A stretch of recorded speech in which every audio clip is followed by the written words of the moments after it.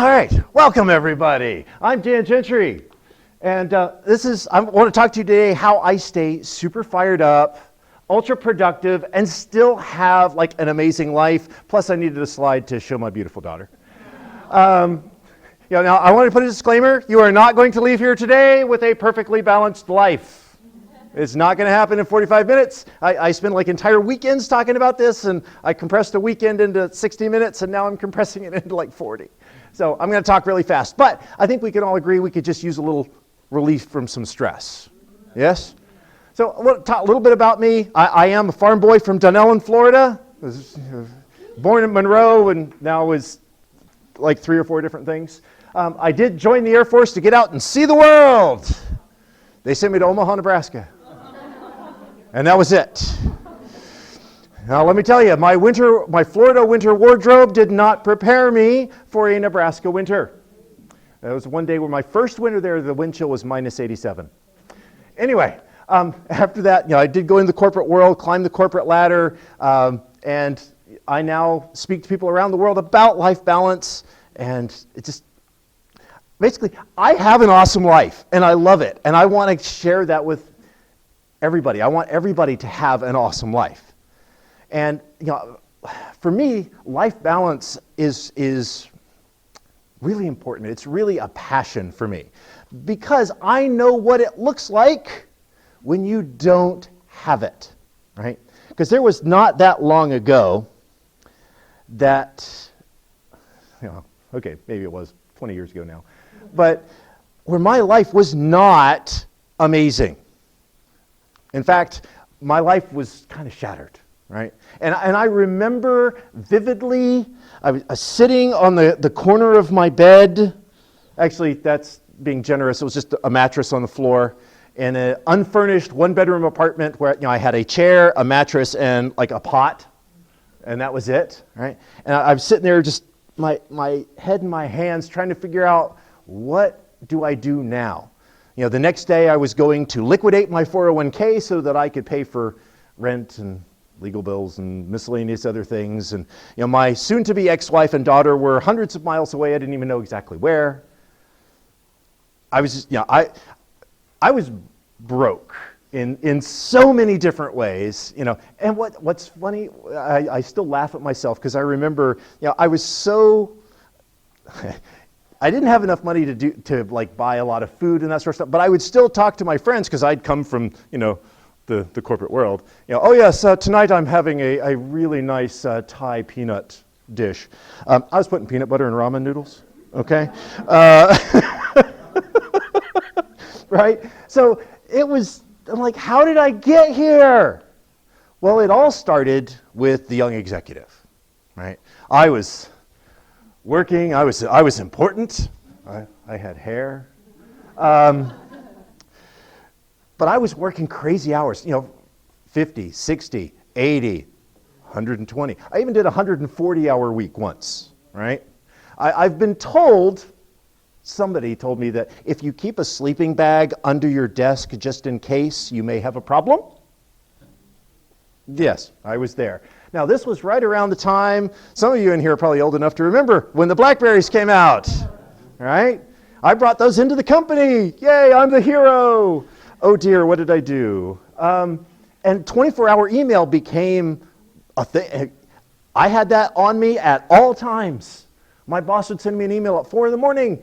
He'd get an answer. I'd send him one at 3. I'd get one at 3:02. I mean, it was like being on call constantly, right? And I still remember, I was working for this big company. And I flew out to Denver to the corporate office that was out there. And anybody here ever been to Denver? It's a beautiful, beautiful place. I love it. And so I'm up on the 11th floor, and I wasn't out there enough to have my own office, right? So they put me up in this other VP's office, little desk in front of the windows. And I'm sitting there answering the 300 to 400 emails that would come in that were not worth waking up at 4 in the morning for, that would come in overnight. And I'd go in there for about half an hour, and finally my body's going, hey, you need some coffee. You need some caffeine, right? And I go get, and it was the coolest thing. They had, before Keurig was a thing, they had the single serve coffee in that office. It was nice. still, as an aside, I've figured out how I'm going to make billions of dollars. I'm going to make coffee that tastes as good as it smells. Anyway, but I remember walking back in the room, and I just kind of looked up and I stopped. Because that was the view out that window. Crystal clear blue sky, snow-capped Rocky Mountains. I mean, just gorgeous. And I hadn't seen it. I'm sitting in front of the window. All I had to do was look up over the top of my laptop, and I hadn't seen that. I was so focused on this little man-made box that says everything's terrible that I hadn't seen God's creation. My response was, oh, beep. Something's wrong. Something's real wrong. And I remember I closed my computer, I sat back and drank that cup of coffee and reflected, something I didn't do very much of. And I realized that I was important. I was making big money. I was doing well financially, but my marriage was falling apart. I left before my daughter woke up, and I might get home in time to put her to bed. My spiritual life was non-existent. My physical body was going to hell. I mean, you saw I used to have hair, right? It was the stress.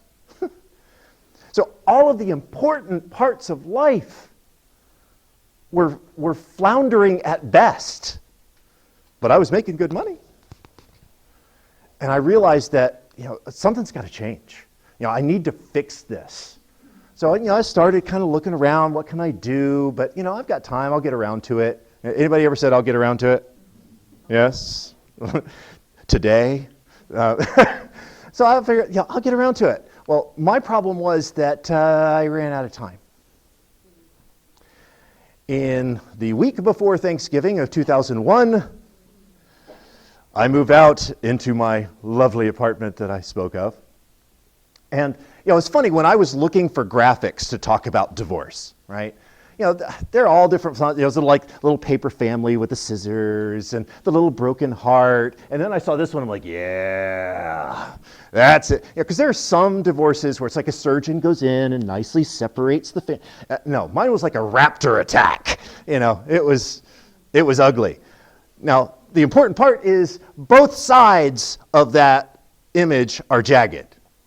Now, I had my own part to play in the fun, but anyway, needless to say, it wasn't very much fun.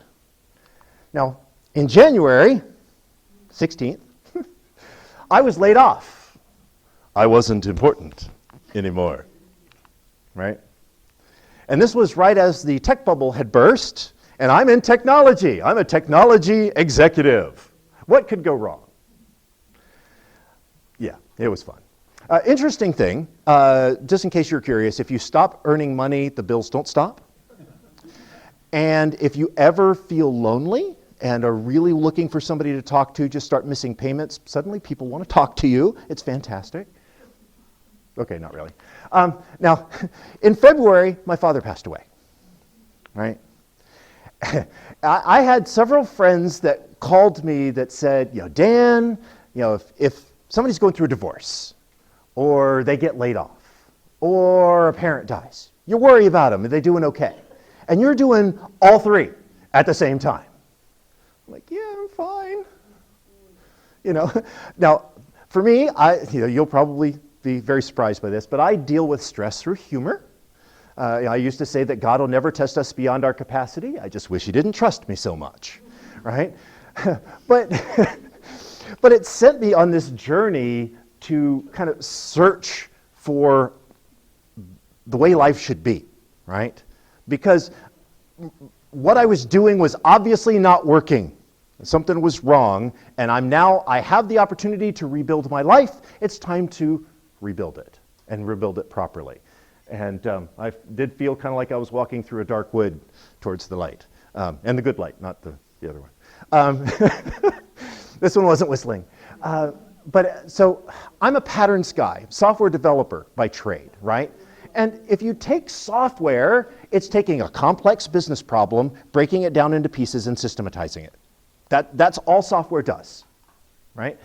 There's got to be patterns in the human world, the human issues that I can find. And so that kind of set me on this journey that I'm still on, right? So I started putting my life back together. And in my study, I'm like, okay, I need life balance. What does that look like? Well, it's mastering myself, right?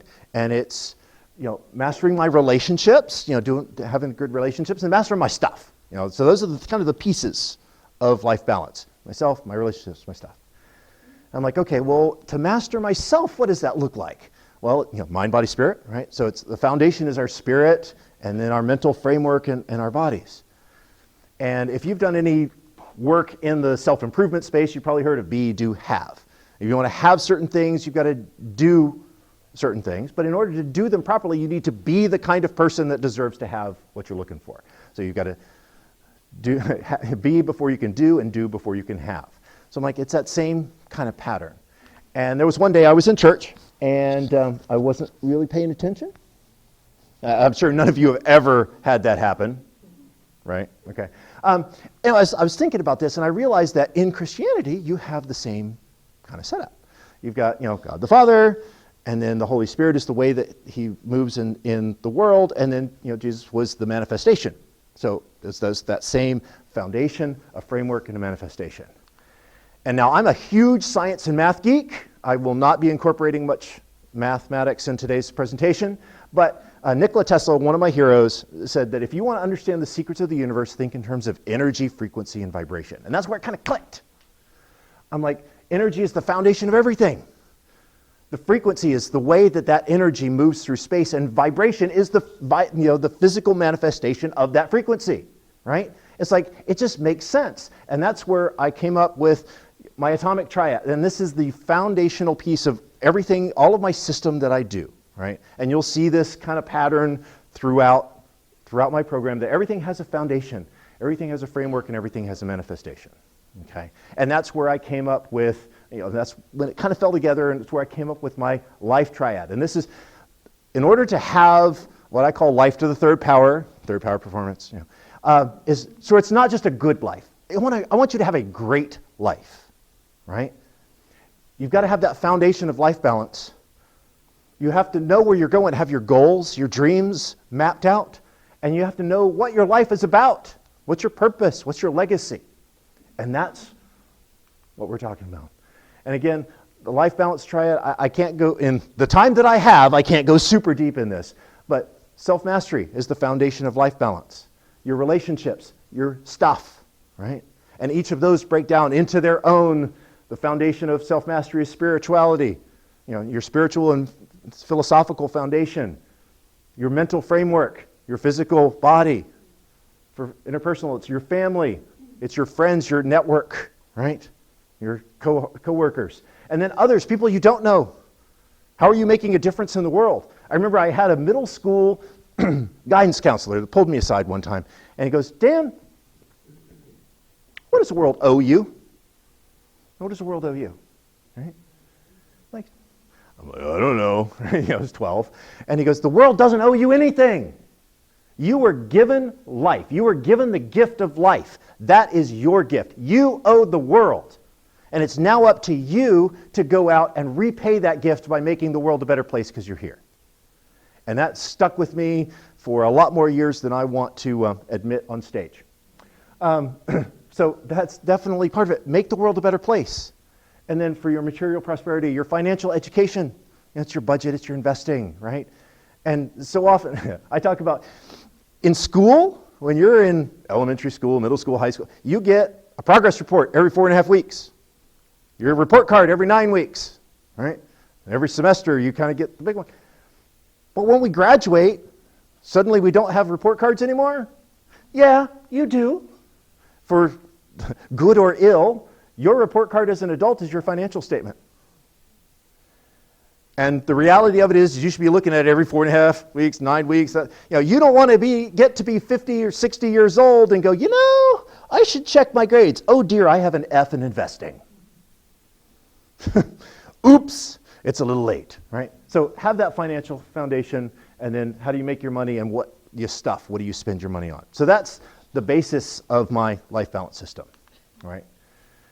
But see, for me, I am here to help you try to be that hero, right? To be that hero in your business at work and still actually have a life. Does that sound good?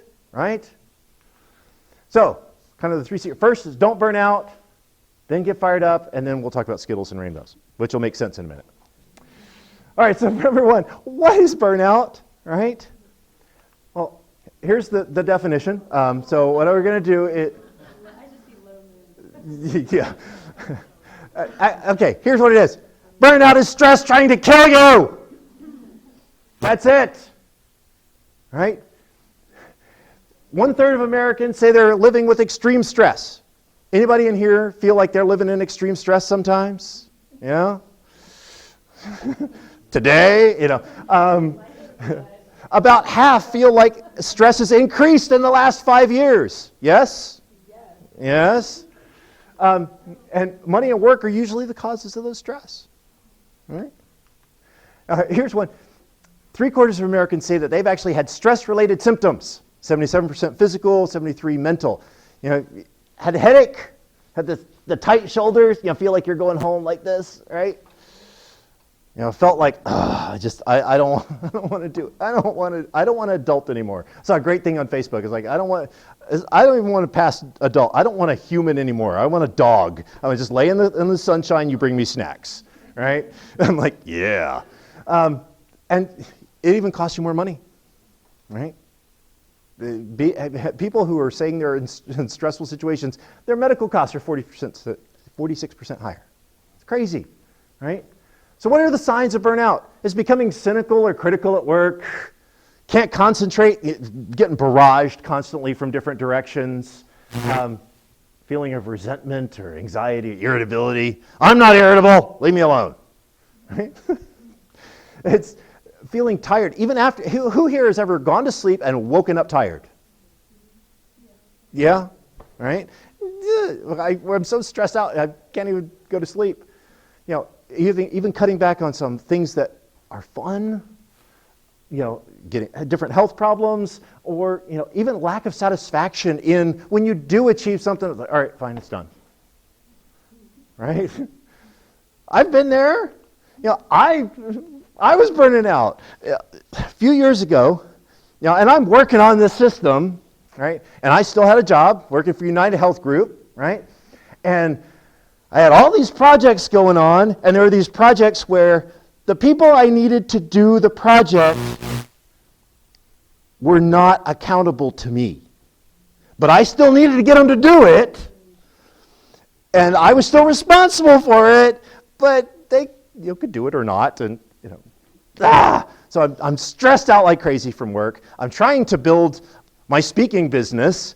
I've got all these other things going on. And my kids are outside my door fighting over the Xbox. And this is so embarrassing. But I open up the door to my office and yell at my children, "Will you stop it? I'm working on a presentation for life balance and family importance." Have you ever said something so absolutely ridiculous that you go, "What did I just say?" And it was one of those moments where, okay, time to take a break, right? And I realized that, I'm not following my own advice. Something's got to give. And so I made a very, very big mistake. I prayed for patience. I don't know if any of you have ever done that before. It's a very, very dangerous prayer. I don't want to be blasphemous or anything, but God's got a really bizarre sense of humor. Because he did not give me patience. He gave me the opportunity to learn patience. Right? This is a picture of my wife's leg. She broke her leg. It's a right one. And yeah, she's a bionic woman now. So I went from working for United, doing all of my business stuff, and everything else that I was already stressed out for, and now I'm the homemaker, and I am nurse, mom, and dad. I don't know if any of you, probably none of you in here know anything about how much work it takes to run a household. Apparently my wife has been underpaid by several $100,000 a year, because there's a lot that goes into that. People always used to ask me before, does your wife work? I'm like, oh yeah, she just doesn't get paid for it.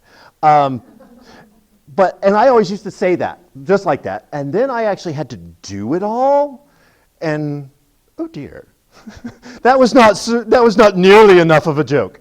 But I had to go through and say, all right, where's all my time and energy going? Because I'm like, after got out of the hospital and all of that, I've got all this stuff to do. So I made up a little thing. And if anybody wants the sheets that I'm going through here, there's a little card you can just put your email address on it, and I'll send them to you. But I had to map out, where's all my time going? And all of the activities that I was doing. And I'm like, okay, so I'm working, I'm starting the business, I'm in Toastmasters, I'm in the National Speaker Association, I'm the Cub Master for my Cub Scout troop, my kids are in soccer and in karate, I'm in the advisory boards for Saddlewood Elementary, Liberty Middle, the advisory board for technology here at CF and MCT. And I mean, I was going. I'm like, holy cow, no wonder I don't have any time, right? And my schedule was just a mess. So I had to kind of rearrange things. But it wasn't until I had actually written it down, all of the different stuff that I was in, was I able to see, okay, you know what? There's some things here that are not important. There are things that are. And how do I make that work? So it was time for a change. And that's what I did. I took all of that. And it always comes down to reflection. Where are you going? What are you doing? Right? So hopefully this is a time of change for you as well. Because I don't want, the reason I do this is so that people don't have to go through all the drama that I went through, right? So that's what's burning out to me. Now it's time to get fired up, right? And this is all about legacy. This is about your purpose. Why are you here, right? Because the stress and the requirements and the things that are pulling on you are not going to go away. They're not. As much as I would love to just wave the magic wand and poof, you're stress-free. But if you have something that's pulling you into the future, that is powerful, and that's the fuel that you can use. For me, it comes from a song, right? Anybody know Cats in the Cradle? And the cat's in the cradle and the silver spoon, little boy blue and the man and the moon. When you're coming home, Dad, I don't know when, but we'll get together then. You know we'll have a good time then. This song is why I do what I do.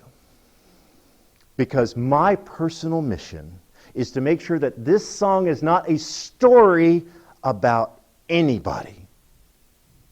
Because I've been on both sides of this. I've been that little boy wanting my dad to come and play. And much to my shame, I was the dad that wasn't there for my kids. I was working and doing other things that were important. And I can't listen to this song without getting teary-eyed. Because it's the older I get, the more painful and powerful this is.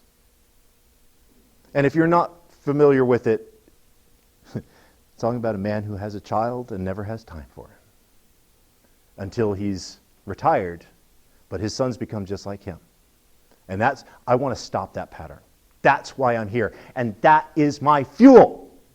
I was up at 3:30 this morning, right? And doing all kinds of stuff. And I'm running on legacy, baby, right? This is fantastic. This is what feeds me. Right? And what is, so we have to define, what does ultimate success look like for you? What is your legacy, right? Now, I do that with my coaching clients. So I take all 9 areas of life balance. And what does ultimate success look like for you? Right? Because we all usually have real good goals in income, maybe physical body, things that we want. But what does ultimate success spiritually look like to you? What does ultimate success in family look like to you? The reality of it is, for me, I had looked at money, and occasionally when I stepped on the scale, my physical body. This seems like it should be super easy. And it is the most challenging thing that I do with my coaching clients. I remember the first time I ever did this with a client, it took us 3 different visits to get through just coming up with a sentence of what defines ultimate success. And that's what will help you create your legacy. And so again, I've got a sheet for that. But what is your legacy? And right now I'm kind of talking big, your overall life legacy. But even in your job, what is your legacy at work? What is your purpose at work? What's driving you to be better and to be more? And when you have the really crappy days, because we have those every now and then, right? Yes? Huh? That's going to, you know what? This is just a passing thing. I've got that I'm going for, right? So that's what is critically important. So that way, when you have your end point clearly in mind, now you can build a map to get there. And when you've got decisions to make, should I do this or should I do this? Which one takes me towards that ultimate end goal that I'm after? Makes the decision making much simpler. It's not as stressful. And it will help with your life balance too. Because now that you know, what does ultimate success look like in all areas? Do I need to spend a little bit more focus on family? Do I need to spend a little more focus on other? Where am I lacking? Right? So me, I like to say that my life is in perfect balance. It's not. I like the moniker, America's, life balance expert. And yet I'll tell you, life balance doesn't exist. There is no such thing as balance. It is balancing. It is a constant shifting. It's more a harmony in your life. And it's okay that work and income is higher today. But know that you are taking away from family. So you need to spend some time and energy on the family side of things and on the material side of things. So it's not just keeping it all even, right? So secret number 3, how do you find the time? Everybody here has lots of time, right? Well, this is where I get into the Skittles and rainbows. I was at about this point in a program, and I had kind of finished up. That was kind of where I left things. I'm like, okay, and go! And this lady says, you know what, this is great, but enough with the Skittles and rainbows, right? I have deadlines. I've got a project that has to be done Monday, so I'm working this weekend. How does this help? I'm like, well, okay, I'm glad you asked. And so I want to go through a few of the tools that I use that kind of incorporate with my stuff that can show you how to get more time, right? Now, here's the other thing. I used to do a little program about, imagine you were in a coma for 3 months, for 90 days. And you woke up and you realized that, I've just lost 90 days of my life. What could you have done in 90 days? Who could you have spent time with? What could you have learned? How could you have improved yourself? And this was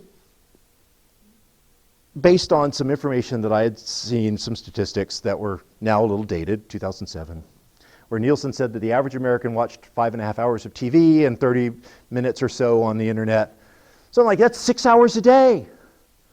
That's a quarter of your life. 90 days in a year that you've just been in a TV coma.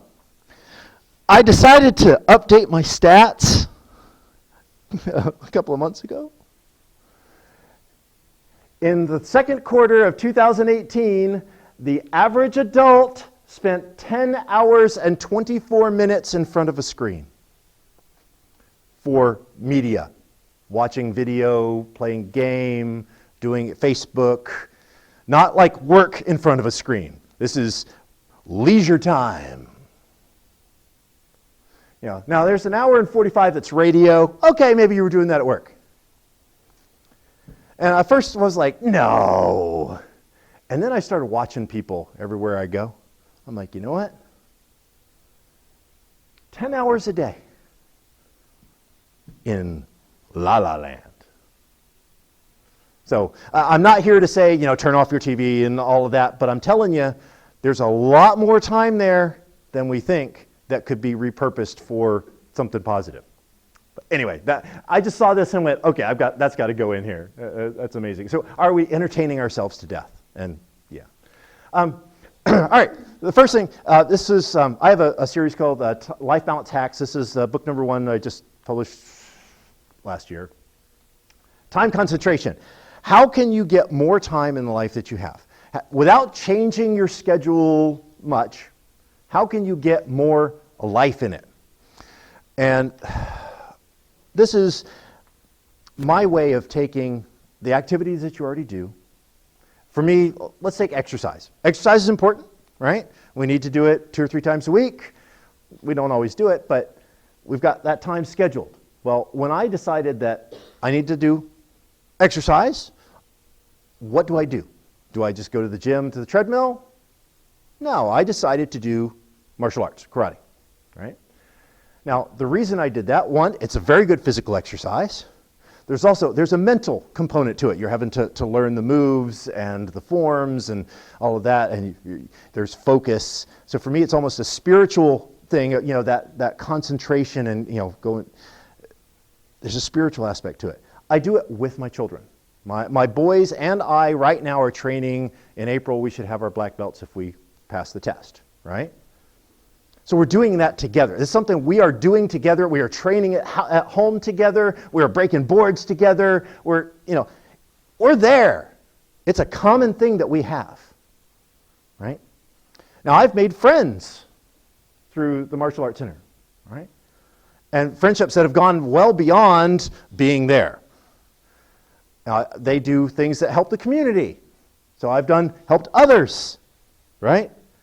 I've even had business deals that have come out of my going there. So this one activity covered spiritual, mental, physical, family, friends, others, and financial. So I took all those areas of life balance and put them into one activity. Right? Now there's also, if you want to go work-based, I spend a lot of time on the phone, on conference calls. I don't know if anybody here does. Right? I bought a really nice Bluetooth headset, noise-canceling headset, for my cell phone, and I go walk. I'll be on a conference call, walk in. I'm really good with the mute button. Right?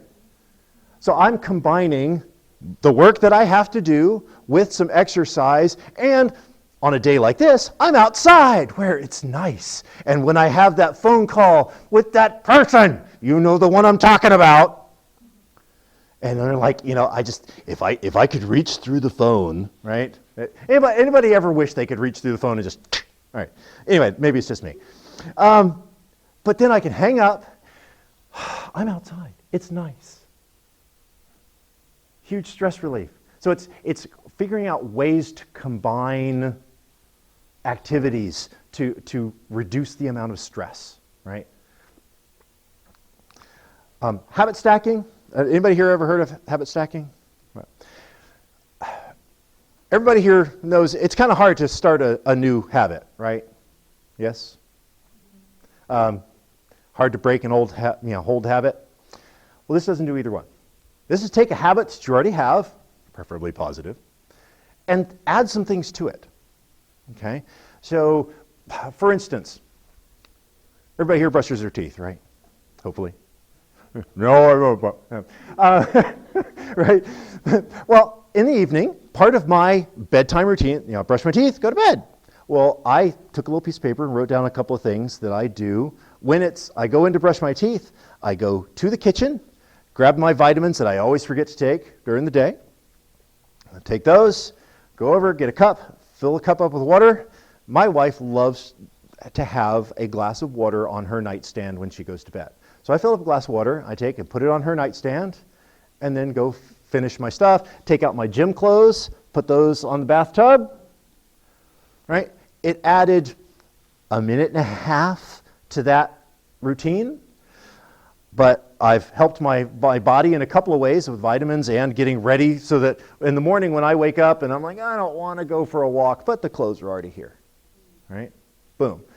I've done something to improve my marriage, and anybody who's married here, it's not the huge, flowers and all of that. It's the little thing. I thought about you, here's your water. That makes a difference. It's that little tiny deposit into the relationship that is just kind of part of my routine now, right? So it's not earth-shattering, but man, does that stack up.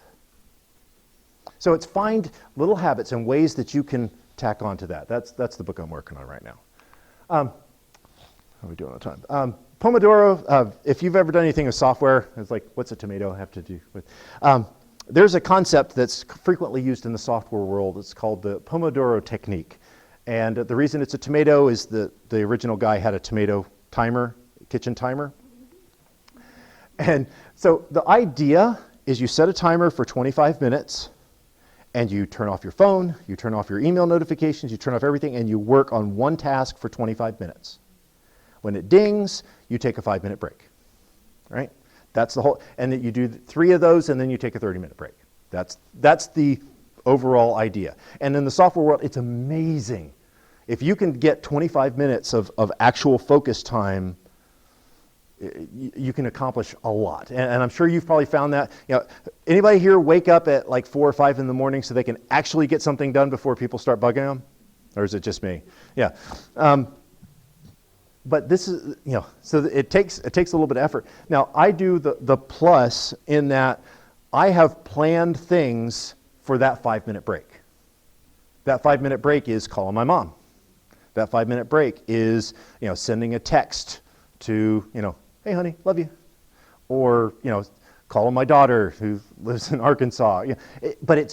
Or doing some exercise. But it's take that 5 minutes of I'm not working anymore to do something that's going to benefit your life, to increase that life balance, all right? So it's not rocket science to have a better, more fulfilling life. Now, there are things that you can do to revamp your entire life. I've done that a couple of times. A couple of times where I was forced to, but and that's good. But the reality of it is for most of us in today's world, we can't just revamp our entire lives. So there are ways that we can get around that. All right. So you still have the time. You really do. And I'm hoping that I've given you some things here today. So, we've talked about that. There is a card here that if you want to give me your name and email, I will send you these things. And if you want to say something nice, that's fine too. But my last thing is I am a huge chess fan. I don't want to brag or anything, but I was the chess champion at Inverness Middle School. And I remember being in my happy place, Barnes & Noble, and there were a couple of gentlemen that were playing chess. I 3D printed my own large chess piece. So, but there was 2 gentlemen playing chess, right? There was one kind of a nondescript professional-looking fellow, and the other guy, he just looked Russian. Looked Russian, right? The beard. If you can imagine Sean Connery in The Hunt for Red October, just Russian, right? And so I went over to kind of watch them play, and sure enough, this was a guy, he was a Russian chess grandmaster, right? And he was tutoring this gentleman on how to play chess. So I'm like, I'm watching, and the guy goes, you know what? I need to go to the bathroom. Would you like to play? I'm like, yeah, I am the chess champion of Inverness Middle School. Bring on the grandmaster, right? And so, so I sat down to play, put a pawn up and both knights, and he goes like, very good opening. I'm like, thank you. And I'm like, okay, what do I do now? I made 3 moves. I'm like, okay, what do I do now? So I'm like, I'll have to move this knight over here. And I'll never forget it. He looked me right in the eyes and goes, and now I know you have no plan. 4th move, and he knew I didn't have a plan. And he was right. I was winging it. And he proceeded to wipe the board with me. It was the greatest game I've ever lost. It was fantastic. But my question for you is, what is your plan, right? We know the basics. We know how things are supposed to move, how the pieces work. And, I've given you a few things to help. But just some techniques and all of that is not, you need to have a plan. You need to have a strategy, right? And I can't do that in 45 minutes. I'd love to. But take the time the self-reflection time that's necessary to do this, right? And my question for you is, why were you born? Why are you here? But most importantly, what are you going to do with the time that you have left? Find that purpose. Follow what's important in your life.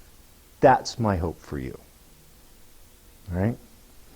So, thank you very much.